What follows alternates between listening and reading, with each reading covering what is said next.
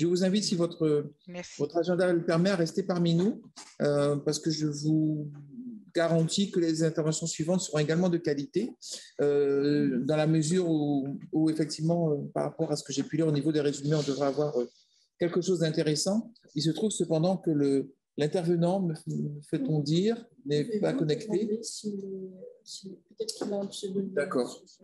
Est-ce que monsieur ou madame Boafo... Il est connecté.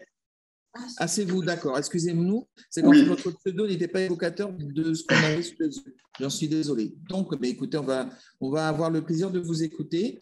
Merci. Donc, si j'ai bien compris, donc, vous allez nous parler de travaux avec une approche comparative entre le Togo et la France. J'essaie de ne pas trop dévoiler ce sur quoi vous allez intervenir. J'espère que vous me confirmez, sinon je serai très mal à l'aise. Donc voilà, et pour cela, vous avez donc une trentaine de minutes, sachant qu'on a dit ensemble, enfin surtout moi d'ailleurs, qu'on allait être dans une certaine bienveillance en termes du timing. Donc merci encore de votre intervention. Je vous passe la parole tout de suite. Merci. D'abord, il faudrait que je partage l'écran. C'est bon pour nous. C'est bon? D'accord. Alors, bonsoir à tous. J'ai le plaisir de vous partager les fruits de mes recherches. D'abord, je vous remercie de m'avoir associé, d'avoir accepté mon travail. Merci à Madame Rodica, merci à René Serge et à Madame Williams qui tisse les liens depuis. Mon travail porte sur le contexte de travail et son impact sur les choix pédagogiques dans les dispositifs d'accompagnement à la scolarité en France et au Togo.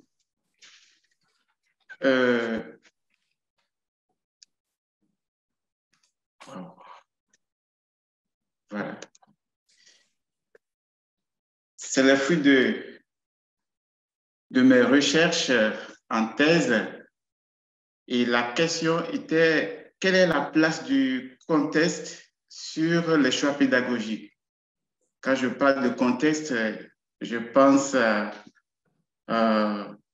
je sais que le contexte porte une histoire, des expériences, des manières de faire. Et le contexte, c'est aussi l'ensemble des modifications opérées par l'enseignant pour rendre accessible son savoir. Le contexte peut être le même, mais l'acquisition du savoir peut être différente en fonction du parcours de chacun des apprenants.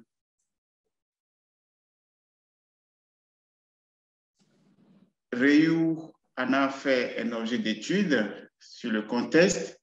Glassman et Besson ont mené des recherches sur le contexte d'apprentissage pour favoriser le métier écolier. Dans le contexte, on peut avoir des interférences. Ces interférences sont parfois cognitives, donc liées au sujet, comme le dit Vygotsky, culturelles, Bourdieu, les valeurs qui sont liées à ce contexte, scolaire, les exigences scolaires qui influencent l'acquisition du savoir. L'art d'enseigner est à la confluence de ces logiques. Donc, il est important, au-delà de maîtriser la maîtrise de la matière à enseigner, comme le dit Bautier et Rioux, il est également important de mettre en synergie les différentes logiques contextuelles que je viens de citer. Du coup, le savoir doit normalement circuler entre les champs cognitifs, culturels et symboliques pour pouvoir permettre la compréhension, pour pouvoir faciliter la transmission du savoir. Il existe deux types de contextes. Le contexte didactique, c'est Félix et Joshua qui nous le disent, et le contexte auxiliaire, Donc, ces deux contextes, il y a un contexte hors école. Contexte principal, c'est l'école. Contexte auxiliaire, c'est hors établissement. Ces deux contextes sont intimement liés et sont complémentaires. Donc, il faudrait toujours garder le lien entre ces différents contextes. Parce que pour pouvoir travailler à la maison, il est nécessaire de comprendre ce qui s'est passé à l'école pour pouvoir les transposer dans l'espace auxiliaire à la maison. Comment un accompagnement pédagogique peut atteindre des objectifs de réussite si la continuité entre ces deux espaces didactiques n'est pas assurée. C'est ce qui nous amène à étudier l'accompagnement à la scolarité en France et les cours de répétition au Togo.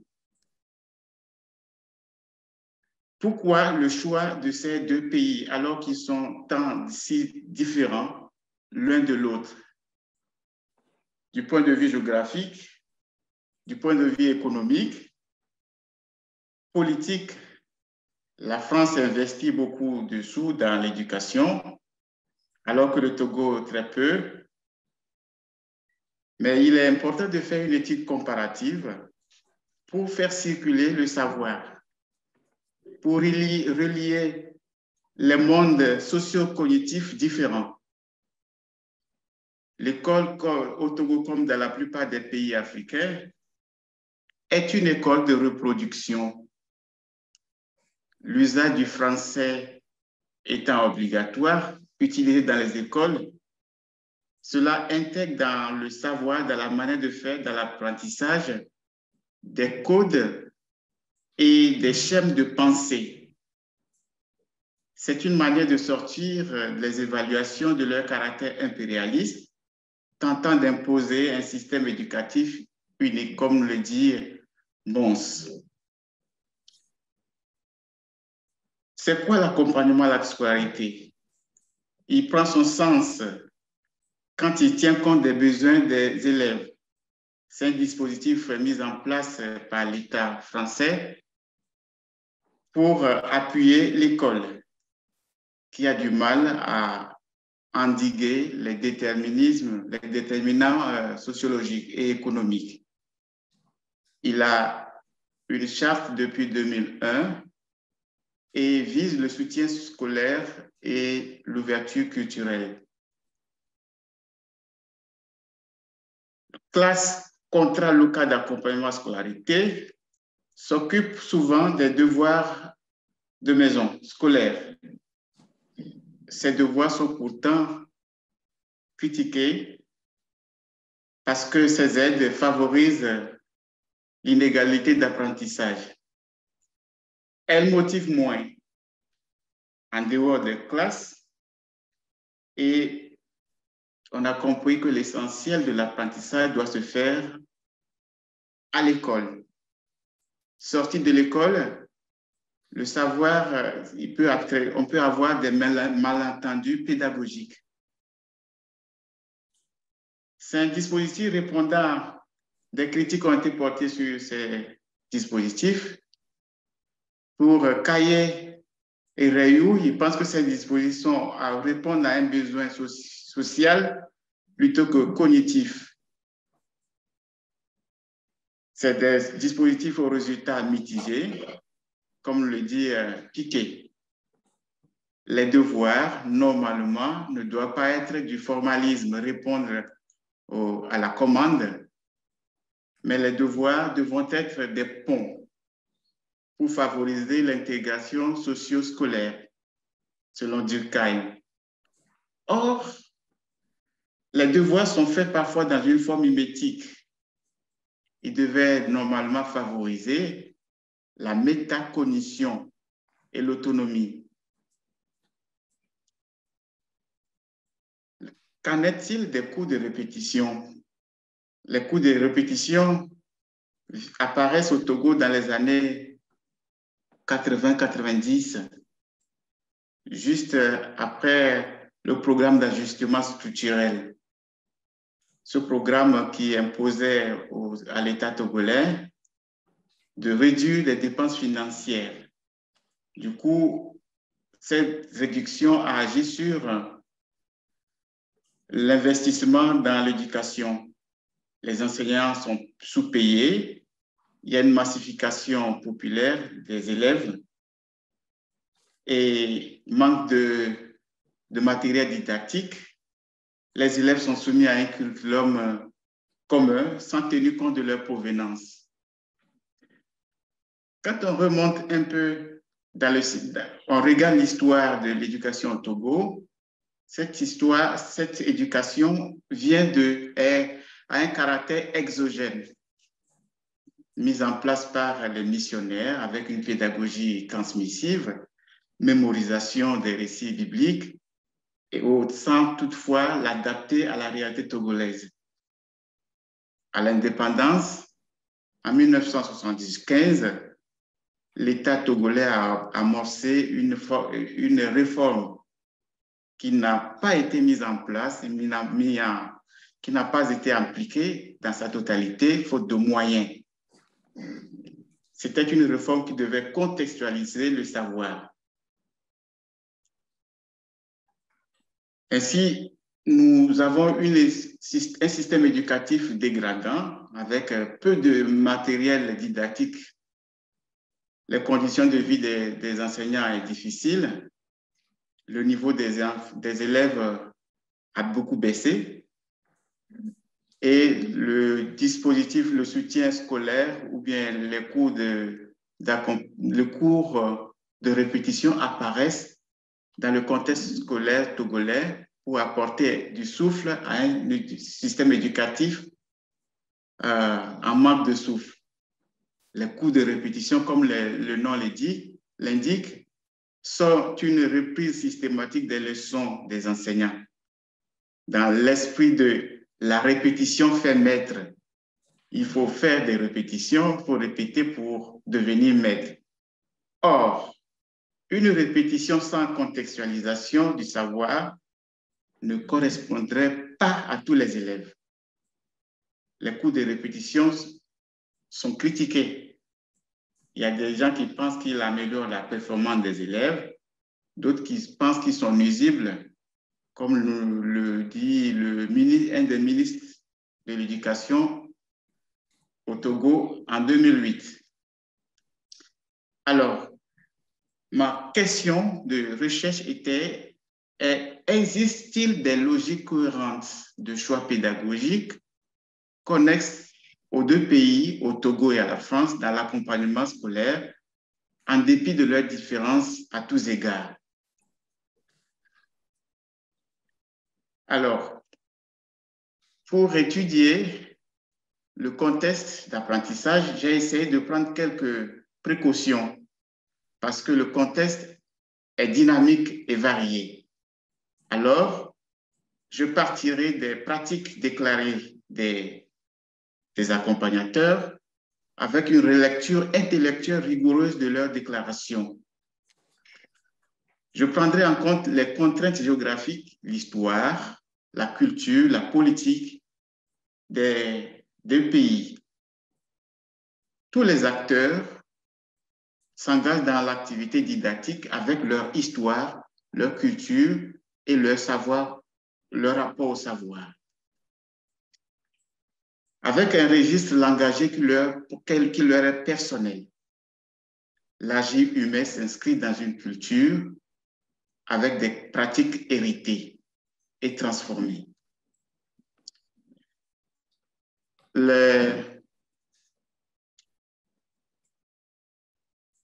J'ai pensé à étudier d'abord je parle des données socio-démographiques, à savoir le sexe, l'âge, la profession des accompagnateurs et le sens qu'ils donnent à leur activité, l'objectif de l'aide qu'ils font et puis les attentes qu'ils exigent pendant leur activité. Notre recueil de données Nous avons commencé en mars 2018 jusqu'à juin 2018 la recueil des données dans le terme en France. Et au Togo, cela a commencé en octobre, début octobre et fin octobre. Nous avons contacté des dispositifs, à savoir le Secours catholique, le Secours populaire et le contrat local d'accompagnement à la scolarité, MSTIC, première classe et des particuliers au Togo. 246 personnes ont répondu à notre enquête et dans les données socio-démographiques, nous constatons qu'au Togo, il y a plus d'hommes engagés dans l'accompagnement que de femmes. Ce qui est contraire, c'est le contraire en France. On parlera alors de la féminisation de l'éducation dans le système éducatif français et de la masculinisation dans le système togolais.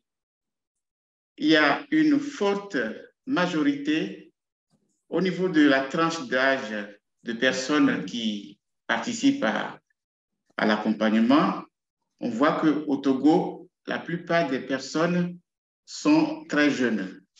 Il y a plus de jeunes qui sont en fait des enseignants. Alors qu'en France, nous avons une forte majorité de personnes de plus de 65 ans, donc des personnes qui sont à la retraite. On peut dire que l'accompagnement au Togo engage beaucoup plus des gens en activité. Au niveau de la profession, nous voyons qu'il y a plus d'enseignants d'ailleurs dans cet accompagnement, enseignants et étudiants. Alors qu'en France, on a beaucoup de retraités, des enseignants retraités et des gens d'autres professions. Alors, nous avons testé une de nos données qui est relative au choix pédagogique durant l'activité.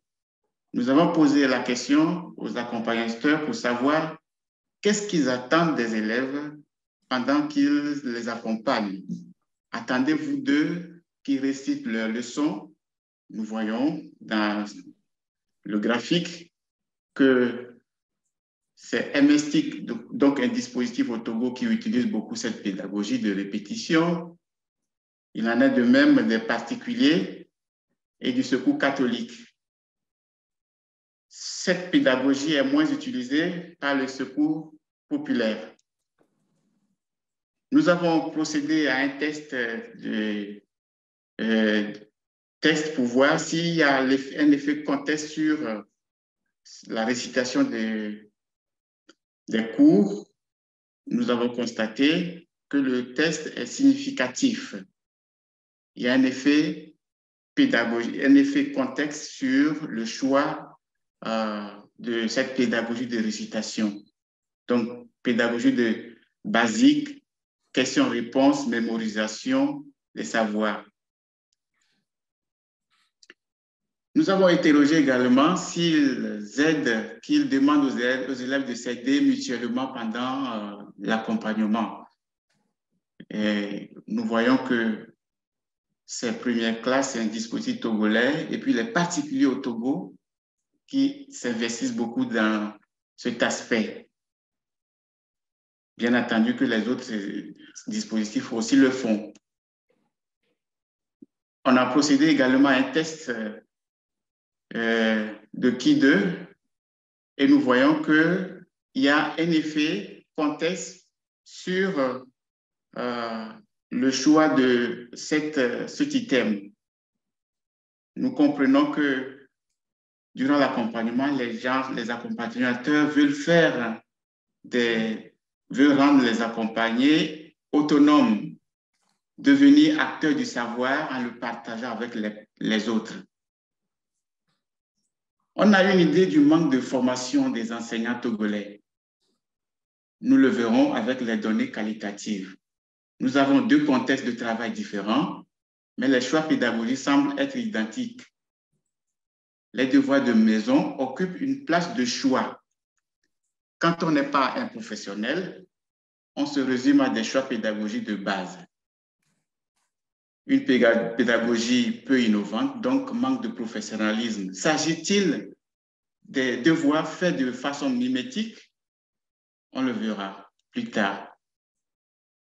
Nous allons procéder à l'analyse de l'interview qui part basée sur nos items de questionnaire, en plus des réponses des interviewés. 20 personnes tirées au sort ont répondu à nos enquêtes au téléphone et nous voulons analyser des propos des acteurs pour avoir le sens de leur action. Nous avons utilisé le logiciel Iramutech de Pierre Ratineau pour voir les occurrences thématiques et découvrir les logiques pédagogiques. 20 personnes ont répondu à nos questionnaires et nous avons ce tableau après avoir fait l'analyse dans l'Iramutech. Nous avons des classes, 5 classes. La première classe qui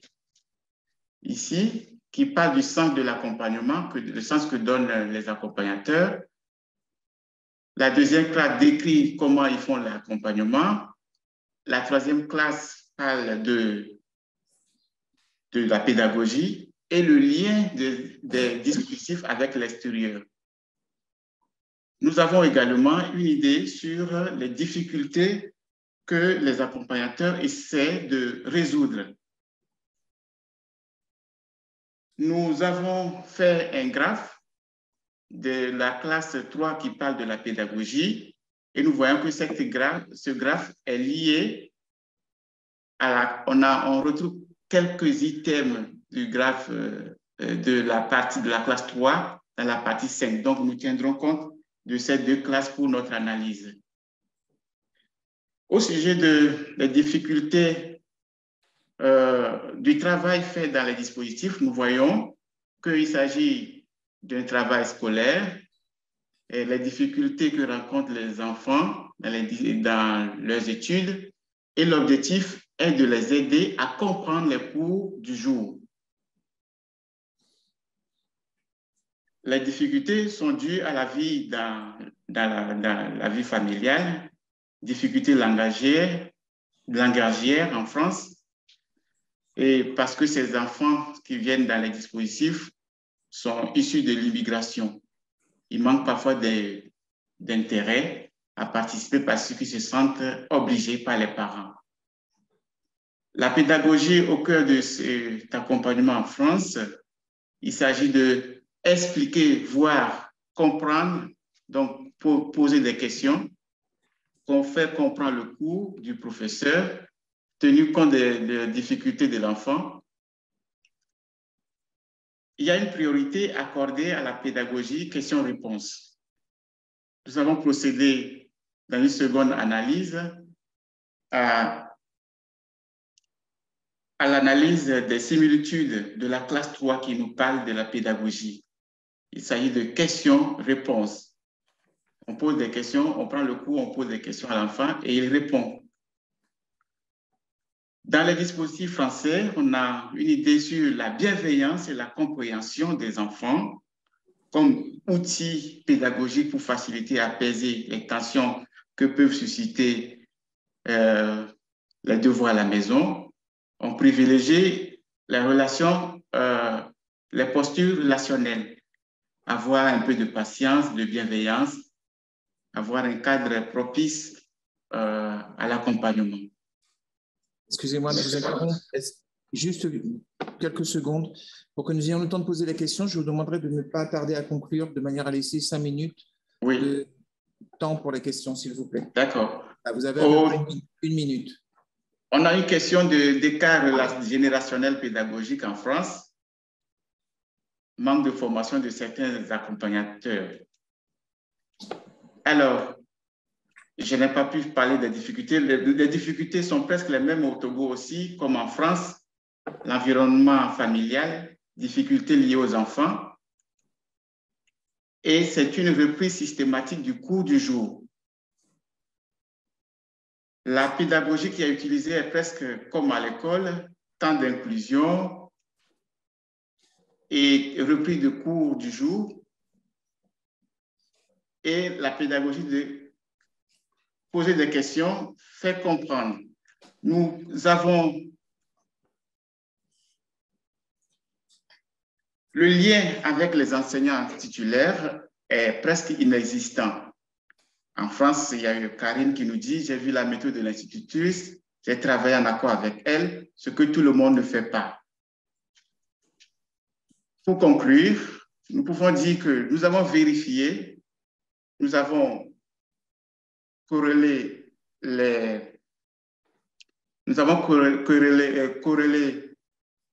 enquêtes, les questionnaires avec les interviews, mais nous constatons que nous pouvons le déclarer, ce que les gens disent et ce qu'ils font n'est pas forcément la même chose. On aurait pu gagner en vérifiant les informations dans des contextes pratiques. Entre le dire et le faire, il existe un écart. La motivation est ce qui engage les gens dans l'accompagnement. Faire les aides sont une aide-mémoire. L'improvisation prend une grande proportion dans l'accompagnement, ce qui peut nous amener à penser à une sorte de numérisme expérientiel. Excusez-moi, je vais devoir vous interrompre. On est vraiment un peu pris par le temps. Voilà, je vous laisse quelques secondes, si vous le voulez bien, pour conclure, de manière qu'on puisse passer la parole. D'accord. Pour une culture commune de l'accompagnement, il faut offrir à tout accompagnant les moyens nécessaires pour s'adapter à chaque enfant. Prévoir une norme fédératrice de l'accompagnement, travailler de concert avec les enseignants, ce qui permettra à l'accompagnement de gagner beaucoup plus. Avec le travail exigeant des enseignants, comment cela sera-t-il possible? Voilà la question que je pourrais creuser plus tard. Je vous remercie. Merci à vous. Je suis désolé, je vous avais dit que j'avais le rôle ingrat de gardien du temps.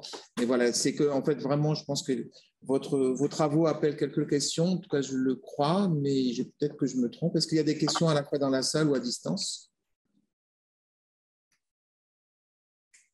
Non, pas de questions? Oui? Oui, bonjour, je suis Thierry Gaillard de l'Université de La Réunion. Je ne suis pas dans votre domaine, même si je travaille sur la formation de formateurs et donc sur des dimensions d'accompagnement, de réflexion. Merci pour la présentation, puisqu'elle nous permet de voyager. On était tout à l'heure en Martinique. Je crois que tous ces 3 jours, on voyage, et là maintenant on est parti au Togo. Nous permet de voir des questionnements que l'on partage les uns les autres, mais dans des situations différentes.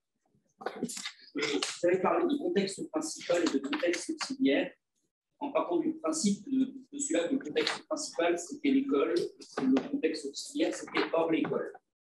Et moi, je voudrais un petit peu poser la question, un petit peu, sachant que l'école, comme vous l'avez dit au Togo, est une école de reproduction, donc c'est un modèle de la colonisation qui a été instauré, ce n'est pas un modèle éducatif qui correspond peut-être à la manière d'éduquer que l'on a au Togo ou aux manières d'éduquer que l'on a au Togo.